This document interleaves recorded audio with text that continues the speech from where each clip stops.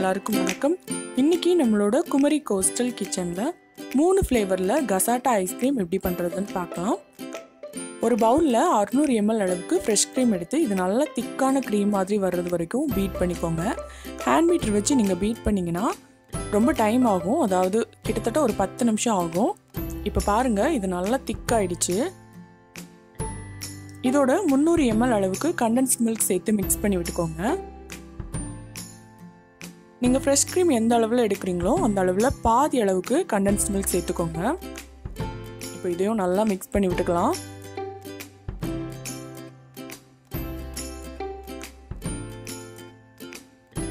இப்போ இதை 3 பவுலில் சமமான அளவுக்கு பிரித்து வச்சுக்கோங்க. ஒரு பவுலில் ஒரு 1/4 டீஸ்பூன் அளவுக்கு மேங்கோ எசன்ஸ் சேர்த்துக்கோங்க. கலருக்காக எல்லோ கலர் ஆட் பண்ணிக்கோங்க. இதை நல்லா மிக்ஸ் பண்ணி விட்டுக்கோங்க. இது வந்து மேங்கோ ஃப்ளேவர் ஐஸ்கிரீம்.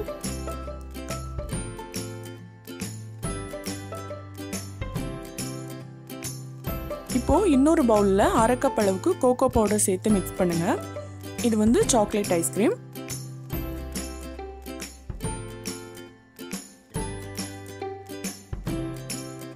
இப்போ கடைசியா இன்னொரு பவுல்ல 1/4 டீஸ்பூன் அளவுக்கு வெனிலா எசன்ஸ் சேர்த்து இதையும் நல்லா மிக்ஸ் பண்ணி விட்டுக்கோங்க. இது வந்து வெனிலா ஐஸ்கிரீம். இந்த மூணுத்தையும் ரெடி பண்ணி வச்சதுக்கு அப்புறமா ஒரு ஏர்டைட் கண்டெய்னர் எடுத்து இதோட உள் பக்கத்துல கிளாஸ் கவர் போட்டுக்கோங்க. நீங்க வந்து இந்த மாதிரி உள் பக்கத்துல கிளாஸ் கவர் போட்டீங்கன்னா ஐஸ்கிரீம் வெளியே எடுக்கும்போது கொஞ்சம் ஈஸியா இருக்கும். இப்போ இதுல ஃபர்ஸ்ட் லேயர் ஆட்டு மேங்கோ ஃப்ளேவர் ஐஸ்கிரீம் சேர்த்துக்கலாம். இது ஒரு ஸ்பூன் வச்சு நல்லா பரப்பி விட்டுக்கோங்க. இப்போ இதை மூடி போட்டுட்டு ஃப்ரீசர்ல ஒரு 2 மணி நேரத்துக்கு வச்சுக்கோங்க.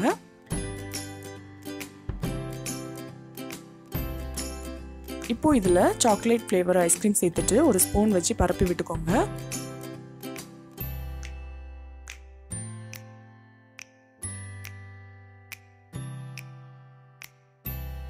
இதையும் ஒரு 2 மணி நேரத்துக்கு ஃப்ரீசர்ல வச்சுக்கோங்க. இப்போ 2 மணி நேரத்துக்கு அப்புறமா இதை எடுத்துட்டு கடைசியா வெனிலா ஃப்ளேவர் ஐஸ்கிரீம் சேர்த்துக்கோங்க.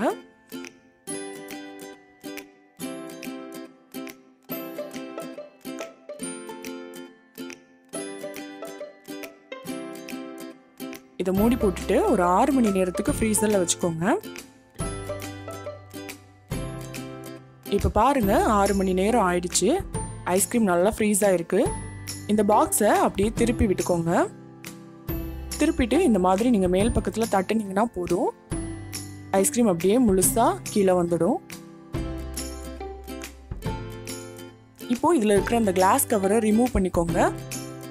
ஐஸ்கிரீம் சூப்பராக தயாராகிருக்கு. இதை இப்போ கட் பண்ணி பார்க்கலாம். பாருங்க, 3 லேயரில் 3 ஃப்ளேவர் ஐஸ்கிரீம் சூப்பராக தயாராகிருக்கு. நீங்களும் இந்த மாதிரி கசாட்டா ஐஸ்கிரீம் உங்களோட வீட்டில் ட்ரை பண்ணி பாருங்க. உங்களுக்கு இந்த வீடியோ பிடிச்சிருந்துச்சுன்னா எங்களோட சேனலை சப்ஸ்கிரைப் பண்ணுங்க. ருசியாக சாப்பிடுங்க, ருசிச்சு சாப்பிடுங்க.